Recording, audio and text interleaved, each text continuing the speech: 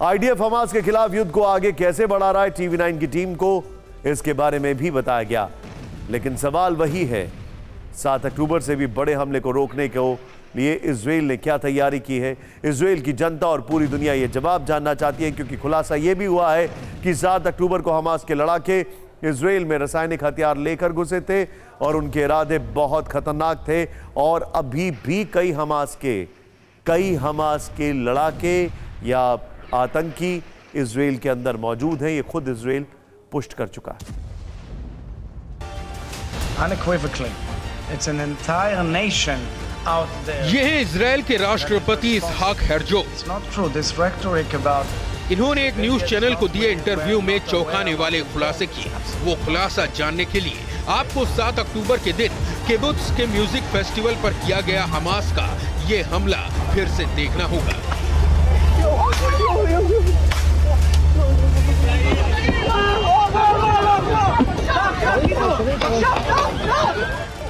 हेrzog का खुलासा ये है कि इस फेस्टिवल में कत्लेआम मचाने वाले हमास के मारे गए कई लड़ाकों के शवों से केमिकल वेपन बनाने का सामान बरामद हुआ था।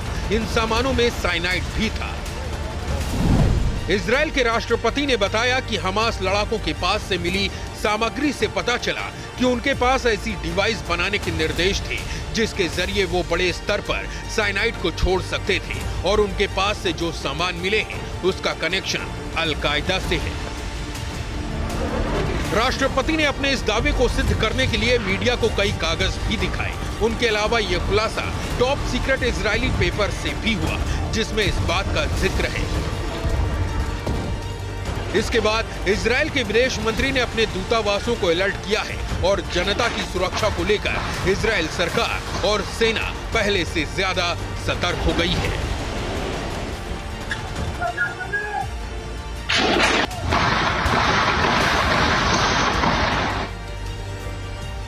सवाल खड़ा यह होता है, केमिकल वॉरफेयर की टेक्नोलॉजी हमास को किसने दी?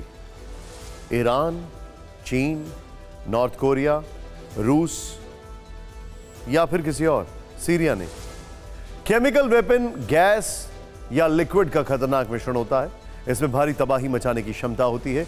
इसकी चपेट में सिर्फ इंसान ही नहीं आता, बल्कि जीव जंतु और पूरा पर्यावरण आ जाता है। कुछ रासायनिक हथियार ऐसे होते हैं जिनमें इंसान का दम घोटने वाली रासायनिक गैस जैसे फॉस्जीन होती है।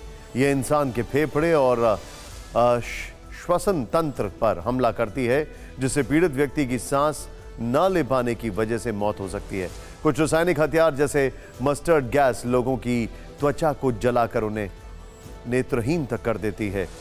इसीलिए केमिकल वेपन कन्वेंशन 1997 के तहत इनका जो प्रयोग है वो प्रतिबंधित है।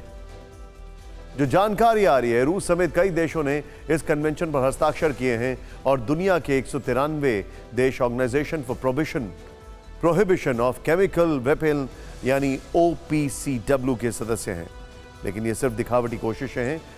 हकीकत यह है कि इनका इस्तेमाल प्रथम विश्व युद्ध कोल्ड वॉर से लेकर अब तक जारी है।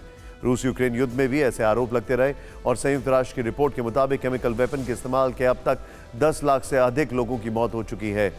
सोचिए, यही हथियार हमास के पास होने की बातें कही जा रही हैं, और अगर उसने इनका इस्तेमाल तेल अवीव पर किया तो इजराइल में होने वाली तबाही का अंदाजा लगाना मुश्किल है। लेकिन चिंताजनक बात यह है, हमास एक रोग ग्रुप है, एक टेररिस्ट ग्रुप कह सकते हैं आप, जिसको टेररिस्ट ग्रुप कहा नहीं जाता है ऑफिशियली शायद, लेकिन हमास एक डेंसली पॉपुलेटेड अर्बन एरिया में केमिकल वेपन का अगर इस्तेमाल करे तो उसका परिणाम और घातक हो सकता है।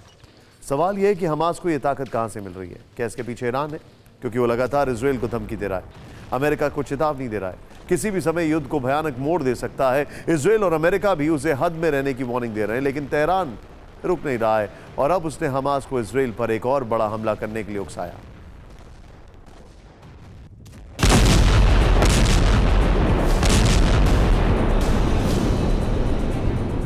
गाजा में इजराइल के हवाई हमले बदस्तूर जारी हैं। हमास को इससे कितना नुकसान पहुंच रहा है कहना मुश्किल है, क्योंकि हमास के लड़ाके ज्यादातर बंकरों में छिपे हैं।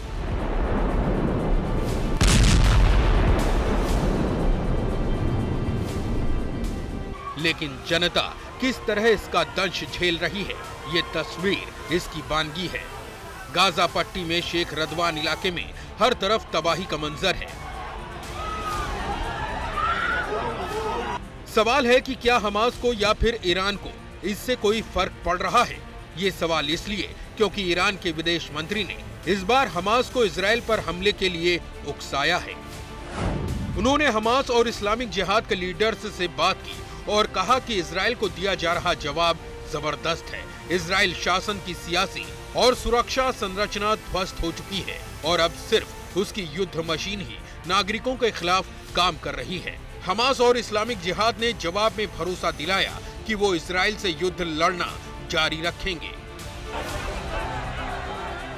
ये कुछ ऐसा ही है कि जैसे ईरान हमास से कह रहा हो कि अब सेना से ही निपटना बाकी रह गया है, लेकिन इसमें नुकसान सिर्फ गाजा की निर्दोष जनता का होगा। लेकिन ईरान को इसकी फिक्र कहां है। उसके रिवॉल्यूशनरी गार्ड्स के डिप्टी कमांडर अली फदावी ने तो एक कदम आगे बढ़ते हुए इजराइल पर अटैक की धमकी दे दी। कहा कि अगर जरूरी हुआ तो ईरान सीधे इजराइल के हाइफा में मिसाइल हमले करेगा।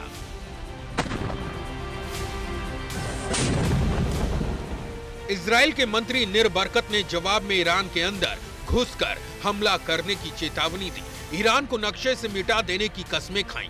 पेंटागन ने भी ईरान को वार्निंग दी। रक्षा मंत्री लॉयड ऑस्टिन ने तेहरान को चेताया कि उसने अगर युद्ध का फायदा उठाया तो अंजाम भुगतना होगा। ईरान को वार्निंग दी जा रही है, किसकी तरफ से? अमेरिका की तरफ से, इजराइल की तरफ से।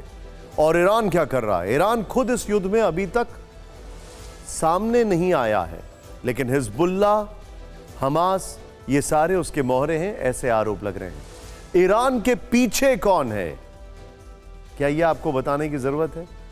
और जो ईरान के पीछे है, क्या ईरान में अब वो खुद नहीं आ चुके हैं? आप समझे मैं क्या कह रहा हूं? सरगेई लैवरोव इस वक्त ईरान में मौजूद हैं, यह कहा जा रहा है। क्यों इस टाइम पर ये यहां पर आए हैं? आर्मेनिया, अजरबैजान तो शायद बहाना है, किसी और को सबक सिखाना है, ऐसा विशेषज्ञ कहते हैं।